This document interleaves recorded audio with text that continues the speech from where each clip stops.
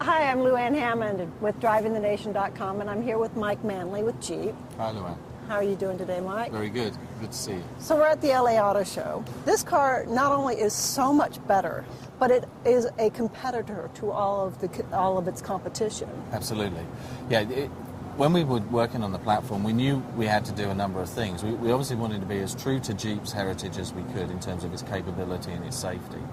But the competitors had moved on a lot in terms of their on-road dynamics, the interiors, the materials that they'd used. So part of the development process for us was really to benchmark vehicles that we had never benchmarked before, not just in the main part of the market, but also in the premium side of the market.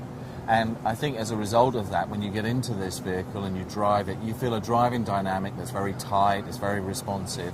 You are global, but you have a lot of potential still globally. And as you guys go forward in maybe an IPO or something, people are going to look and say, Ford is very global, General Motors is very global.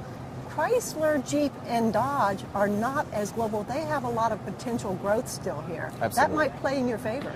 I think it will, because you're right. If you look at a percentage of our sales, we're still very heavily dependent on the NAFTA market, although that's improved this year. Jeep, for example, has grown over 21% in global markets already, and that's before new Grand Cherokee arrives there.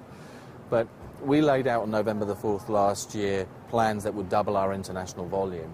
And when we did that, we wanted to make sure that that was underwritten by genuine actions, whether it was on our product, whether it was on our partnership with Fiat, or changes in terms of the way that we could look at where we manufacture vehicles. So we have very solid plans that I think are being received well by the business community, because they can see that there is a foundation to grow from.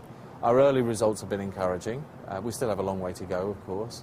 So that potential growth for us really does reflect on the unlocked value that's been within Chrysler, Jeep and Dodge. Now, part of that is about refocusing as well. I mean, Jeep has been in international markets for some time, but when I think about our current position in many markets, because we have Jeep, Dodge and Chrysler and a lot of products out there, there was a dilution really of our efforts and our focus.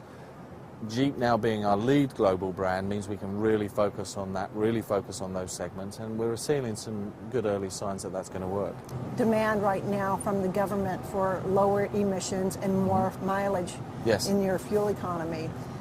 Jeep is known as an off-road, rugged kind of vehicle. How do you make that work with the fuel economy and environmental happenings for the public? Absolutely. Now, I'm going to use Grand Cherokee as an example of the things that we're doing to make sure that we can meet exactly the one I was thinking of. Yeah, because this is the most capable Grand Cherokee that we have, but in terms of its fuel efficiency, in terms of its overall cost of ownership, it's much, much lower than the previous model. And we can do that really through the use of appropriate technology. In order for Marchione, for Fiat to get that the extra 5%, he does have to meet that fuel economy requirement that the government has surpassed. Will he be able to do it? Absolutely. Great. Yes. Yeah. Mike